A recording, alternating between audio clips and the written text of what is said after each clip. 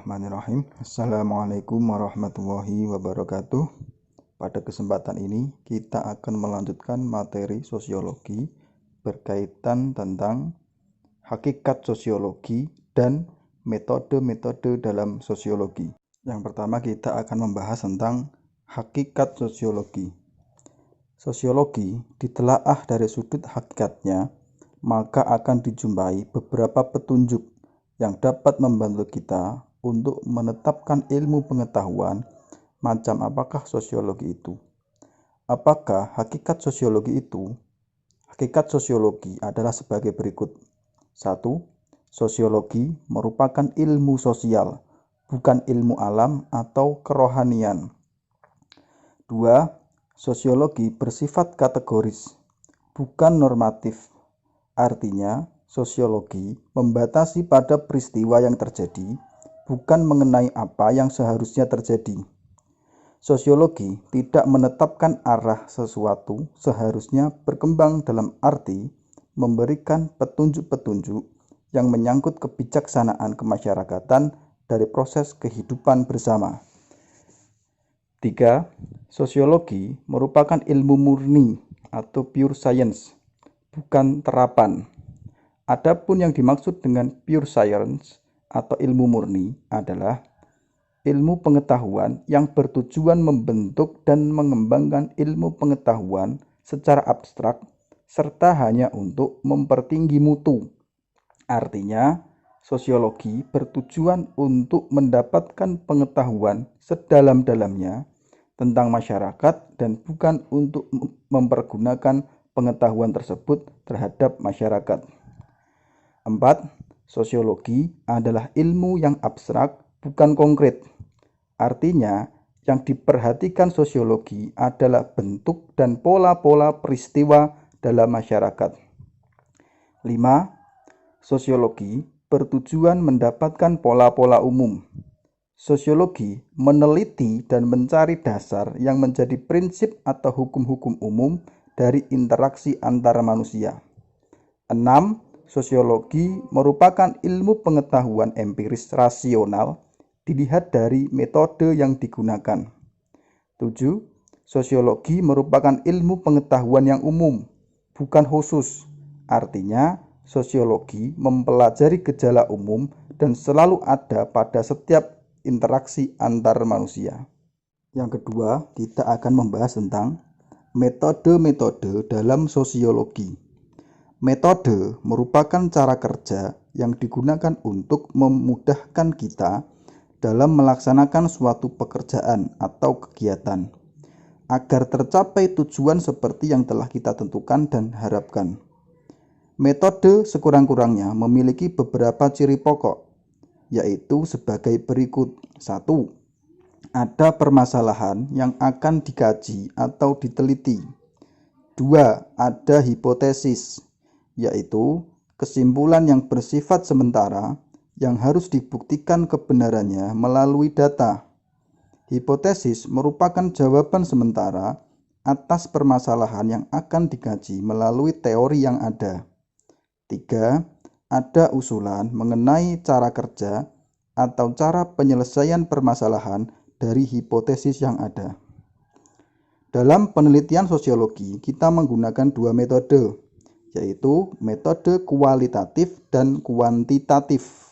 Yang pertama, kita akan membahas tentang apa itu metode kualitatif. Metode kualitatif mengutamakan cara kerja dengan menjabarkan data yang diperoleh. Metode ini dipakai apabila data hasil penelitian tidak dapat diukur dengan angka atau dengan ukuran lain yang bersifat eksak. Istilah penelitian kualitatif dimaksudkan sebagai jenis penelitian yang temuan-temuannya tidak diperoleh melalui prosedur statistik atau bentuk hitungan lain. Contohnya, penelitian tentang kehidupan, riwayat, dan perilaku seseorang.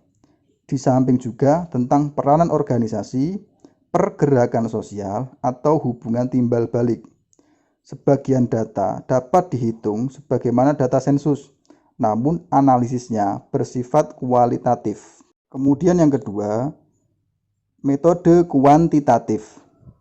Metode ini digunakan dalam penelitian yang analisis datanya mengutamakan keterangan berdasarkan angka-angka. Penelitian yang dilakukan dengan menggunakan metode ini adalah survei dan eksperimen. Gejala yang diteliti diukur dengan skala, indeks, tabel, atau formula-formula tertentu yang cenderung menggunakan uji statistik. Berikutnya kita akan mencoba membuat perbedaan tentang metode kuantitatif dan metode kualitatif. Yang pertama adalah metode kuantitatif. Metode kuantitatif memiliki ciri-ciri sebagai berikut. 1. Data bersifat numerik atau dalam bentuk angka. 2. Menggunakan variabel. 3. Instrumen penelitian adalah angket. 4. Sumber data disebut dengan responden. 5. Pertanyaan bersifat tertutup. 6. Analisis data menggunakan metode statistik. 7. Menggunakan metode penelitian survei. 8. Memerlukan responden yang banyak untuk memperkuat hipotesis. 9. Tidak memerlukan waktu yang lama. Kemudian kita bandingkan dengan metode kualitatif, di mana metode kualitatif memiliki ciri-ciri sebagai berikut. 1. Data bersifat verbal. 2. Tidak menggunakan variabel. 3. Instrumen penelitian adalah peneliti sendiri. 4. Sumber data disebut dengan informan. 5. Pertanyaan bersifat terbuka. 6. Analisis data melalui identifikasi, klasifikasi, dan interpretasi data. 7. Menggunakan metode partisipan observation dan in-depth interview. 8. Tidak memerlukan informan yang banyak dalam membuktikan hipotesis awal. 9. Memerlukan waktu yang relatif lama. Selain dua metode tadi, ada beberapa metode yang sering digunakan sosiologi untuk menelaah masyarakat didasarkan pada jenisnya. Metode-metode tersebut meliputi metode induktif, deduktif, fungsionalisme, empiris, dan rasionalistis. Yang pertama, metode induktif adalah metode yang mempelajari suatu gejala khusus untuk mendapatkan kaidah-kaidah yang berlaku umum dalam lapangan yang lebih luas.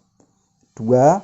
Metode deduktif adalah metode yang menggunakan proses yang berkebalikan dengan metode induktif, yaitu dimulai dengan kaidah-kaidah yang dianggap berlaku umum untuk kemudian dipelajari dalam keadaan yang bersifat khusus.